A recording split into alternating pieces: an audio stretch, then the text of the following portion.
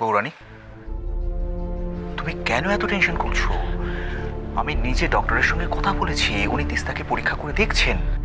আমার কিন্তু মনে হচ্ছে বৌরানী, তিস্তার ইনজুরি অতটা ক্রিটিক্যাল নয়। সত্য কি হয়েছে তিস্তা? কিভাবে? ইট ওয়াজ অ্যান অ্যাক্সিডেন্ট। তোমার সাথে দেখা করার পর আমরা যখন বেরোই, আমরা জানতে পারি যে তিস্তার ট্রেস পাওয়া গেছে। আমরা যখন ওখানে গিয়ে পৌঁছাই, গিয়ে দেখি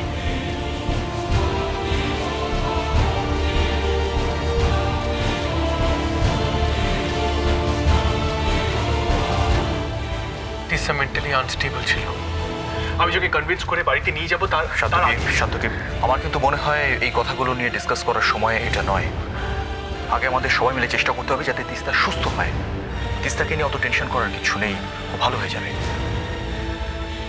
সত্য কি? আমি একটা জিনিস কিছুতেই বুঝতে পারছি না।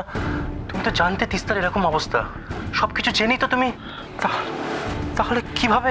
তবু তোমাকে আগেও বলেছি, তিস্তা আমাদের বাড়িতে কাউকে কিছু না বলে হঠাৎ করে বেরিয়ে গেছে। হ্যাঁ জানি, তখন তিস্তাকে নিয়ে আমিও ওয়ারিড ছিলাম। আর তোমাদের সবার চোখের সামনে দিয়ে একটা মেন্টালি আনস্টেবল মেয়ে বেরিয়ে গেল, আর তোমরা কেউ কিছু জানো না? ফ্যান্টাস্টিক। ইটস অ্যান অ্যাক্সিডেন্ট, এবং অ্যাক্সিডেন্টের জন্য কেউই আগে থেকে প্রিপারেশন নিতে পারে না। এসব কিছুটা হলেও এটা আমাদের নেগলিজেন্স, যার জন্য এটা হয়েছে। ব্যাপারটা ঠিক হয়নি সত্যকি। তিস্তা এর আগেও তোমাকে বিশ্বাস করেছিল, বিশ্বাস করে ভুলও করেছিল। আর এবার সেই ভুলটাই আমিও করলাম। হ্যাঁ মানছি তুমি ওর অনেক টেক কেয়ার করেছো, তো অনেক সিম্প্যাথি দেখিয়েছো। তাহলে কি ভাবলে অনেক কিছু করে ফেলেছো? দায়িত্ব যখন নিতে পারো না, তখন সেটা নাও কেন? ধ্রুব, তিস্তাকে আমি তোমার অনেক আগে থেকে চিনি। ও আমার ক্লোজ ফ্রেন্ড ছিল, এখন আর নেই। আর তুমি সেটা প্রুভ করেছো। এনিওয়ে, তিস্তার দায়িত্ব তোমাদের কাউকে নিতে হবে না, আমি ওর দেখাশোনা করব। ওকে আমি একটা ভালো মেন্টাল অ্যাসাইলামে নিয়ে যাব। হ্যাঁ মানছি একটা মেন্টাল পেশেন্টের দায়িত্ব নেওয়াটা ডিফিকাল্ট, বাট তুমি বলেছিলে বলে আমি ভাবতে পারছি না তিস্তার এরকম অবস্থা হবে। I am sorry Dhruv, I am really very sorry. আমি জানি এটা হওয়া উচিত ছিল না, কিন্তু হয়েছে। সরি। শান্তকি,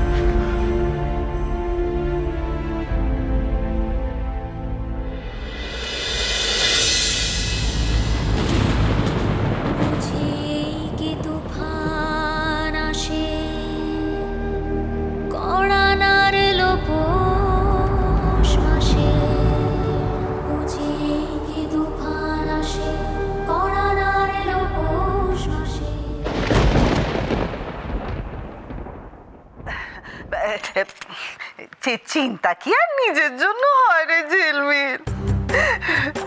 চিন্তা তো হয় তোদের জন্য। আমাদের আর কি, আমাদের তো দিন ফুরিয়েই এলো। তুই ওখানে ঘরে এক কোণে পড়ে থাকিস, কি খাস না খাস। আমি তো থাকলে তবু মুখে দুটো খাবার তুলে দিতাম। এখনই হরেক রকমের ঝামেলায় কে এবার তোর খবর রাখে বল? এসব আবার বিলাপ কিসের জন্য গো মা? আমি তো তোর বাবাকে বলছিলাম যে মেয়েটাকে কতদিন দেখি না। ও তাই বলো, বাবা আছে ওখানে? যাকে আমি তো এ বাড়িতে আসার পর থেকে চিন্তায় দু চোখের পাতায় এক করতে পারি না গো। কি আর বলি বল, অন্তত বাচ্চাটার কথা ভেবে দুটো খাবার মুখে তুলিস রে মা। জানিসই তো বাড়ির এই অবস্থায়। আচ্ছা মা, ঠিক আছে হয়েছে অনেক, এবার রাখো। দেখি আমি একবার অব্রুকে ফোনে ট্রাই করে দেখি।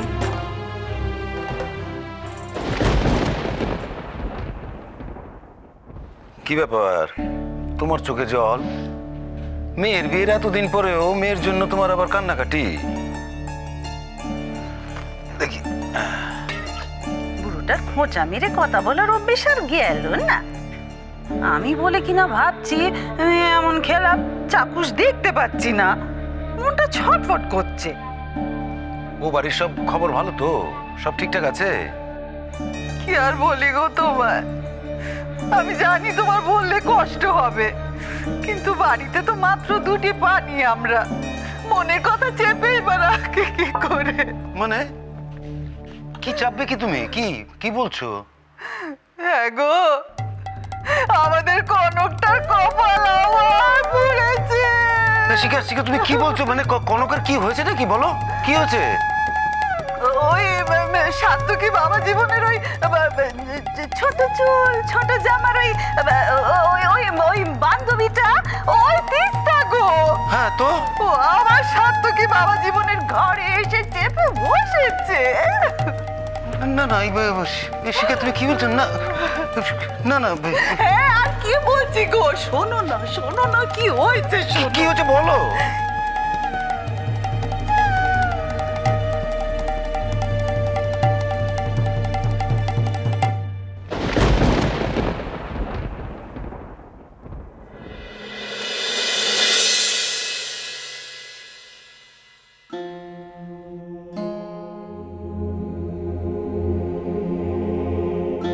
তুমি কি আমায় কিছু বলবে?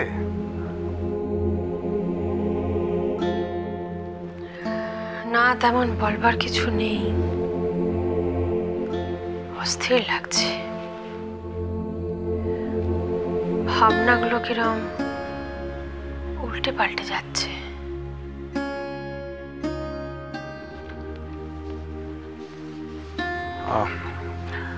আমার কি মনে হয় জানো, কনককে যেতে না দিলেই বোধহয় তুমি ভালো করতে। না না, কনকের উপর আমার সম্পূর্ণ ভরসা আছে। আমি জানি ও পরিস্থিতি ঠিক সামলে নেবে। তাহলে তাহলে কিসের এত ভাবনা তোমার?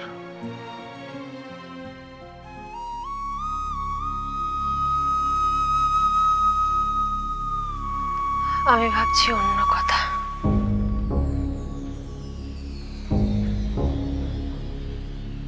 তুমি কি সাত্তকীর কথা ভাবছো? না, তিস্তা। ঠিক আছে তো মেয়েটা? ডক্টর তিস্তা কেমন আছে? আপনি? আমি ওর ফ্রেন্ড। ওনাকে বেডে দেওয়া হয়েছে, ওষুধ আর ইঞ্জেকশন বেশ কয়েকবার করেছে, বাট কি দেখুন ওনার আঘাতটা মাথায়। বাইরে থেকে ব্লাড দেখা গেলেও ভিতরে ঠিক কতটা ইনজুরি হয়েছে এখনই বোঝা যাচ্ছে না। তাহলে স্ক্যান করা হয়েছে, রিপোর্টটা কাল পেলে বলতে পারবো। আচ্ছা বলছিলাম ডক্টর, ওনার সাথে কি একটু দেখা করা যাবে? আপনারা সবাই না গিয়ে কেউ একজন গেলে ভালো হয়। তবে সাবধান, কোনো রকম মেন্টাল স্ট্রেস কিন্তু ওনার জন্য ক্ষতিকর। বেশি কথা বলবেন না প্লিজ। না না, কেউ কথা বলবে না। ধ্রুব, আমি আগে যাই, গিয়ে দেখা করে আসি। হ্যাঁ, এক্সকিউজ মি ডক্টর, বলছিলাম আপনার সাথে একটু কথা আছে। চলুন যেতে যেতে বলি। শিওর। আপনারা আসুন আমার সাথে, দরকার আছে। হ্যাঁ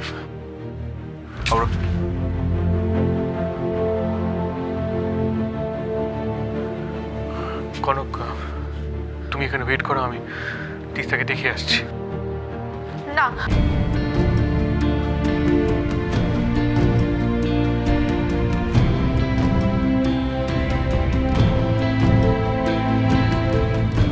আমি আগে যাবো ওর কাছে।